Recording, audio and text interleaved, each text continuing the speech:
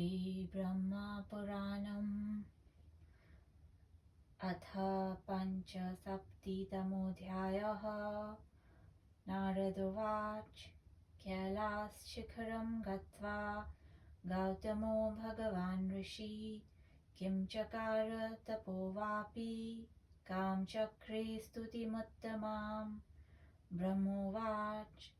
गिरिं गत्वा ततो वत्स वाचं संयम गौतम आस्तीर्य सकुशान् प्राज्ञ कैलासे पर्वतोत्तमे उपविश्य शुचिर्भूत्वा स्तोत्रं चेदं गतो ततो जगौ अपतत् पुष्पवृष्टिश्च स्तूयमाने महेश्वरे।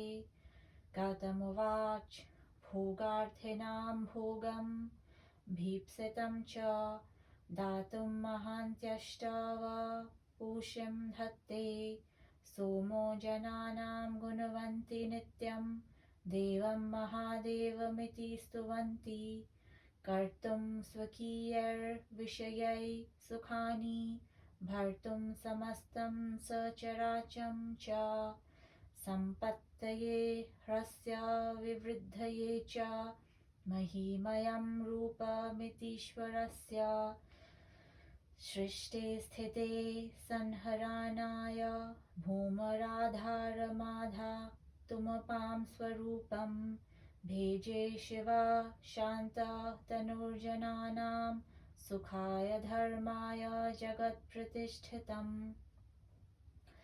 कालव्यस्थं मृतस्त्रं च जीवस्थितिं सृष्टिमथो विनाशनं मुदं प्रजानां सुखमुन्नीतं च चक्रेर्कचन्द्राग्निमयं शरीरं वृद्धिं गतिं शक्तिमथाक्षराणि जीवव्यस्थां मुदमप्यनेकां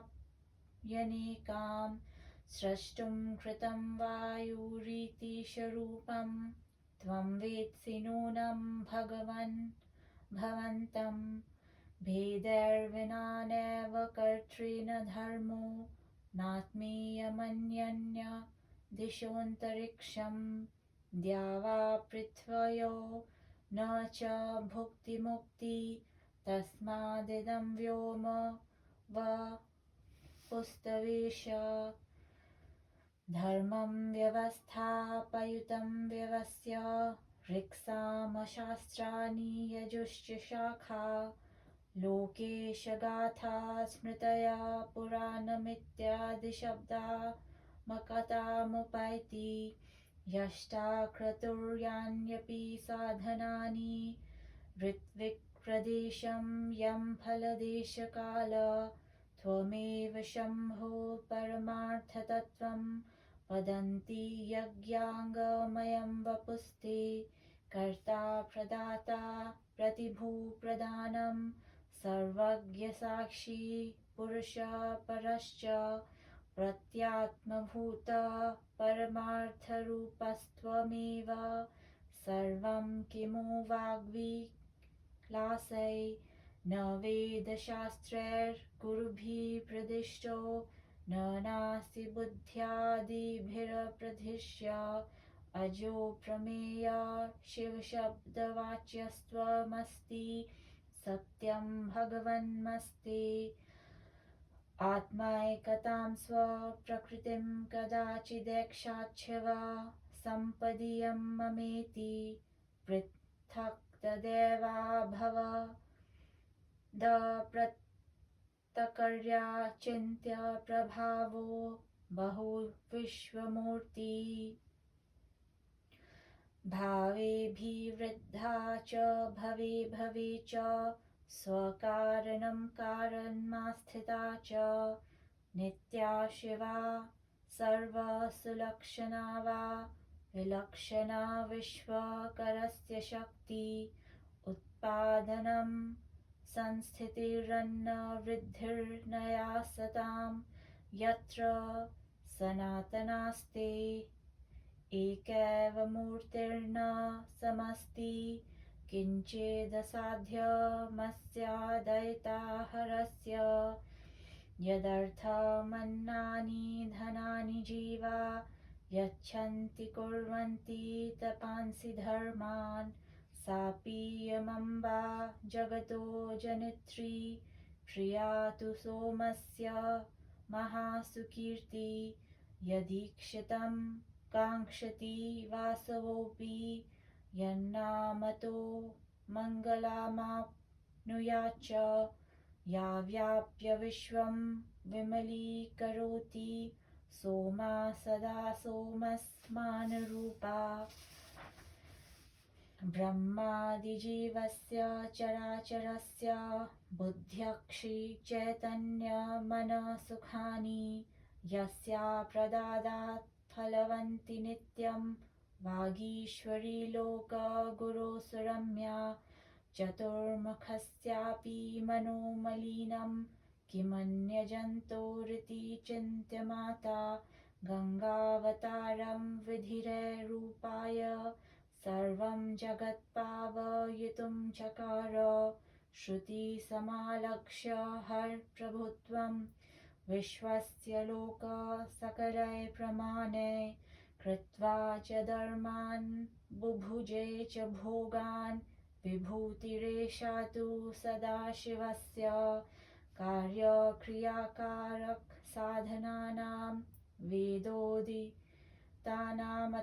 लौकिकानां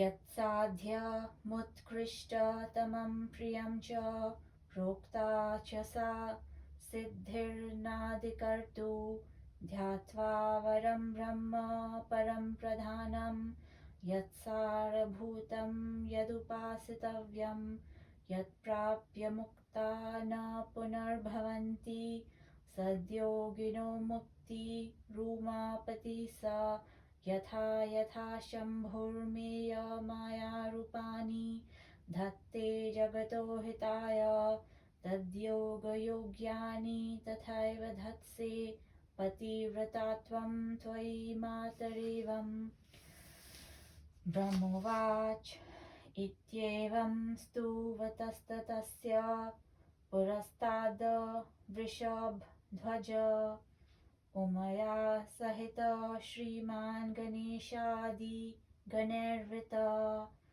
साक्षादागत्य तं शम्भुप्रसन्नो वाक्यं ब्रवीत् शिवोवाच किं ते गातं दास्यामि भक्तिस्तोत्रव्रतै शुभै परितुष्टोऽस्मि याचस्व देवानामपि दुष्करम् ब्रह्मोवाच इति श्रुत्वा जगन्मूर्तेर्वाक्यं वाक्यविशारद हर्षबाष्प परिताङ्गो गौतमपर्यचिन्तयत् अहो देवमहो धर्मो अहो वै विप्रपूजनम् अहो लोकगतिश्चित्रा अहो धातर्नमोऽस्तु ते गौतमोवाच जटास्थितां शुभां गङ्गां देहि मे त्रिदशार्चिता यदि तुष्टोऽसि देवेश त्रयीधाम नमोऽस्तु ते ईश्वरोवाच त्रयाणामुपकारार्थं लोकानां याचितं त्वया आत्मनस्तुपकाराय तद्याचस्व कुतो भय गौतमोवाच स्तोत्रेणानेन ये भक्तास्त्वां च देवीं स्तुवन्ति वै सर्वकामसमृद्धा स्युरितद्धि वरयाम्यहम्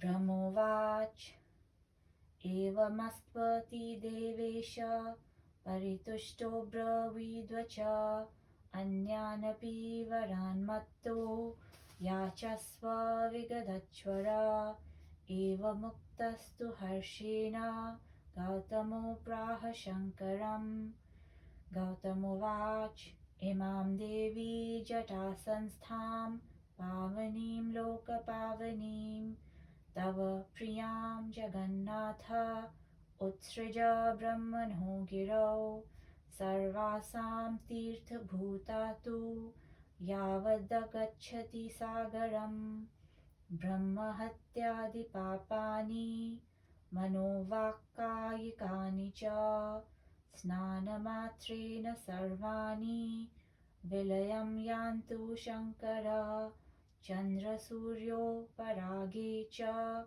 अयने विषुवे तथा सङ्क्रान्तौ वैधृतौ पुण्यतीर्थेष्वन्येषु यत्फलम् अस्यास्तु स्मरणादेव तत्पुण्यं जायतां हर श्लाघ्यं कृते तपप्रोक्तं त्रेतायां यज्ञकर्म च द्वापरे यज्ञदाने च दानमेव कलौ युगे युगधर्माश्च ये सर्वे देशधर्मास्तथैव च देशकालादिसंयोगे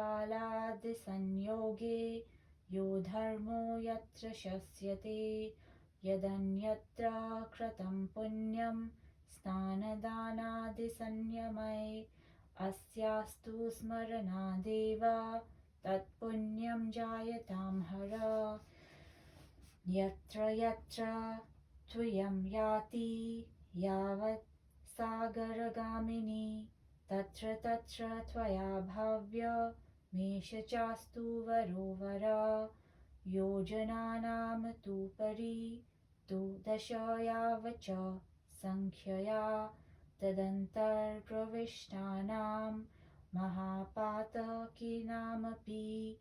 तप्तितॄणां च तेषां च स्नानाय गच्छतां शिव स्नाने चाप्यन्तरे मृत्योर्मुक्तिभाजो भवन्तु वै एकदा सर्वतीर्थानि स्वर्गमर्त्यरसातले एष तेभ्यो विशिष्टं तु अलं शम्भो नमोऽस्तु ते ब्रह्मोवाच तद्गौतमवच श्रुत्वा तथास्तिवत्ब्रवीच्छिव अस्यापरतरं तीर्थं न भूतं न भविष्यति सत्यं सत्यं पुनः सत्यं वेदे च परिनिष्ठितं सर्वेषां गौतमी पुण्या इत्युक्त्वान्तरधीयत ततो गते भगवती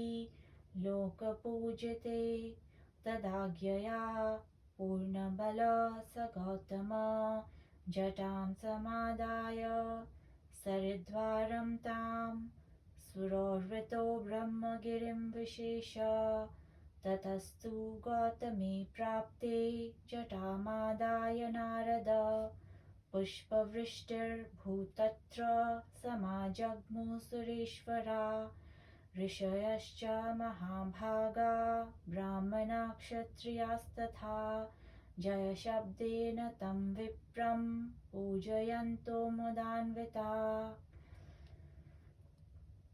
इति श्रीमहापुराणे आदिब्राह्मे स्वयंभूऋषिसंवादे तीर्थमाहात्म्ये गौतम्यान्नयनं नाम पञ्चसप्तितमोऽध्यायः गौतमी महात्म्ये षष्ठोऽध्यायः।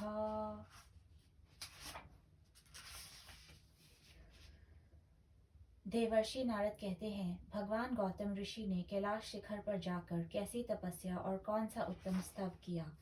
ब्रह्मा ने कहा, हे वत्स, प्रकृष्ट ज्ञानी गौतम ने कैलाश जाकर वाणी का संयम किया और कुशा बिछाकर पवित्र भाव से उस पर बैठे।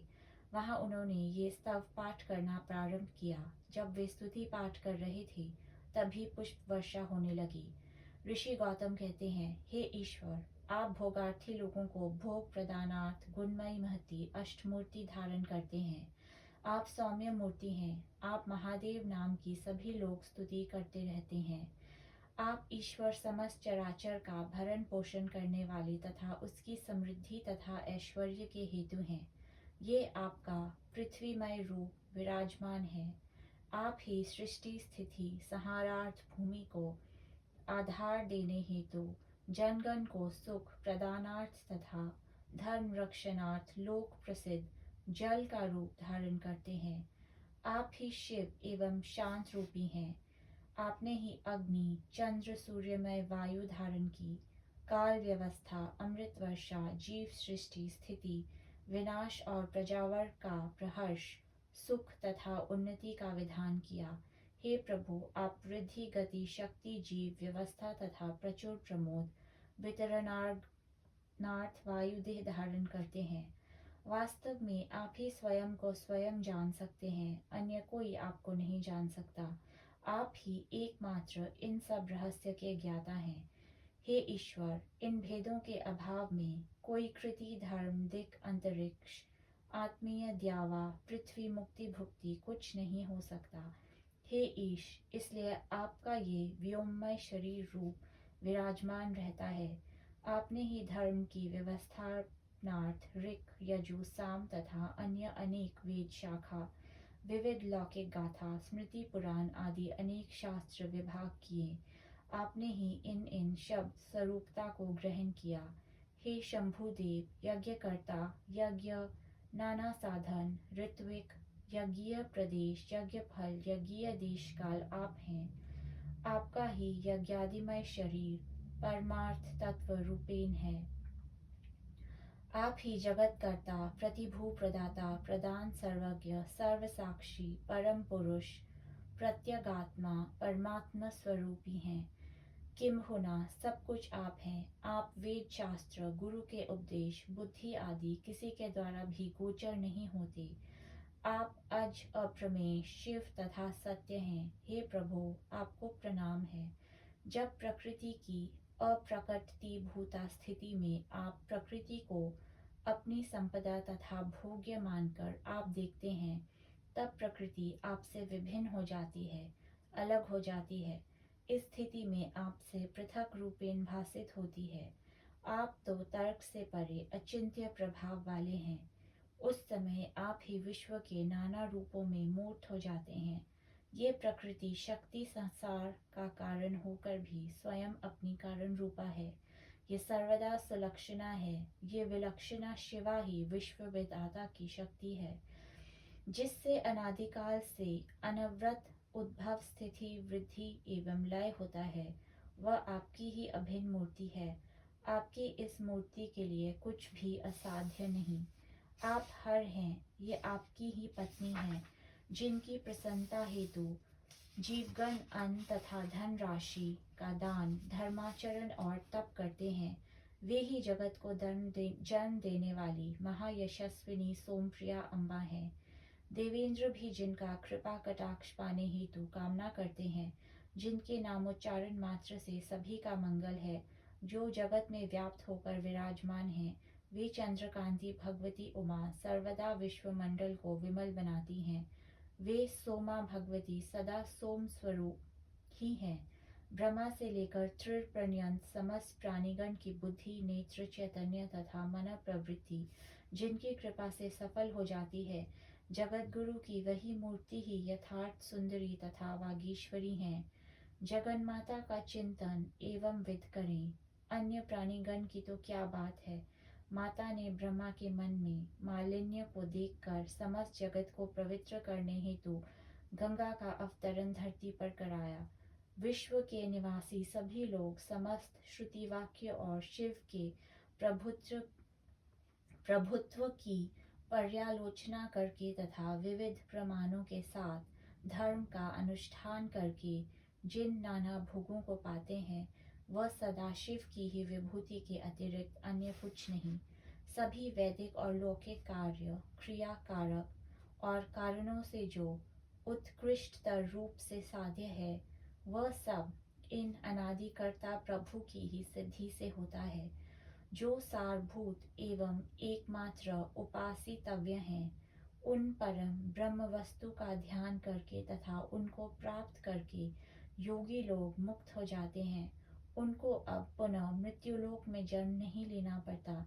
योगी लोगों की ये मुक्ति साक्षात उमापति रूप है। भगवान शंभु जगत के हित हेतु जिन जिन अमेय माया रूप को धारण करते हैं, हे माता, आप भी वैसा रूप स्वयं धारण कर लेती हैं। आप में ही वास्तविक पातिव्रत धर्म स्थित रहता है। ब्रह्मा कहते हैं, जब गौतम इस प्रकार का स्तव कर रहे थे, उसी समय गणेश आदि के साथ उमापति वृषध्वज उनके समक्ष प्रकट होकर प्रसन्नतापूर्वक गौतम मुनि से कहते हैं। शिव ने कहा, हे गौतम, मैं तुमको क्या प्रदान करूं? मैं तुम्हारी भक्ति, स्तव और उत्तम व्रताचरण से अत्यंत प्रसन्न हूँ। यदि तुम देव दुर्लभ वर भी मांगोगे, मैं तुमको वो देने के लिए प्रस्तुत हूँ।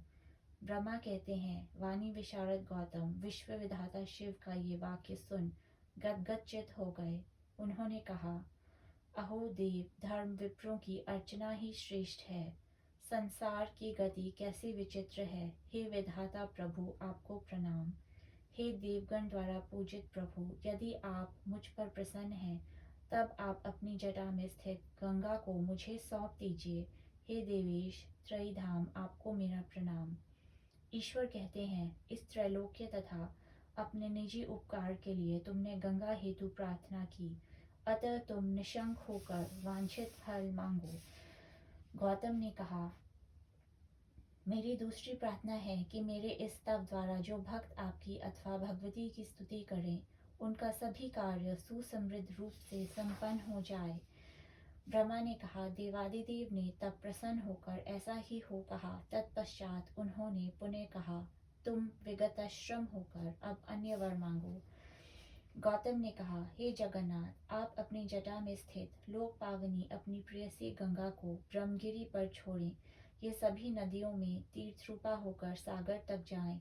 उनके जल में स्नान मात्र से मानसिक, वाचिक, कायिक तथा ब्रह्म हत्यादि जो कुछ पाप हैं, वे सब विलीन हो जाएं। हे शंकर, चंद्र सूर्य ग्रहण, अयन विषुव तथा वैधृति आदि योग में अन्य तीर्थों में स्नान करने से जो फल लाभ होता है, इन गंगा के स्मरण मात्र से ही वही फल प्राप्त हो। हे शिव, सतयुग में तप, त्रेता में यज्ञ, द्वापर में यज्ञ तथा दान और कलयुग में एकमात्र दान कार्य ही श्रेष्ठ है।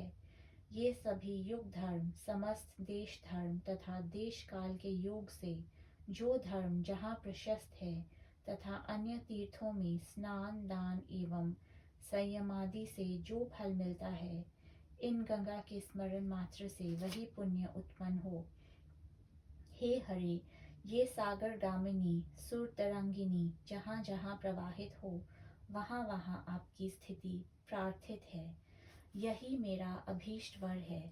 इस देवनदी के तट से 10 योजन तक के भूभाग में जो निवास करें, महापातकी होने पर भी उनके तथा उनके पितृगणों की मुक्ति हो, और स्नान के उद्देश्य से गमनोद्यत व्यक्ति की यदि यात्रा फल में काल में स्नान पूर्व मृत्यु हो, तब भी वे मुक्ति के अधिकारी हों।